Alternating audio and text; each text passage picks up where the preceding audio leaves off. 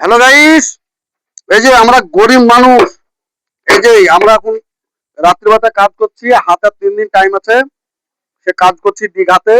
হ্যাঁ, সে দীঘাতে আমরা কাজ করছি, এখন 3 দিন টাইম আছে, রড মড বেঁধে ঢালা দিতে হবে। বর্ষাকালও হচ্ছে না, আপনাদের বর্ষাকালে রিলটা পাঠানো হয়েছে, আপনারা দেখেছেন।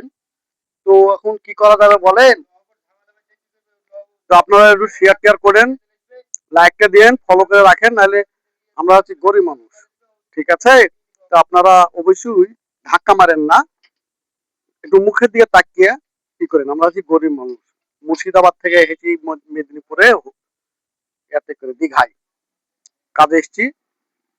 তো খুব খুব কষ্ট। এখন ধরেন যে রাত্রি 7টা বাজছে, রাত 10টা অব্দি কাজ করতে হবে, নাহলে হচ্ছে না। এই যে ঘরটা দেখছেন, এই ঘরটা পুরো আজকে সারতে হবে। তো বিমটা খাটানো হয়েছে, এখন রানাটা ফিট করবো, দিয়ে করবো।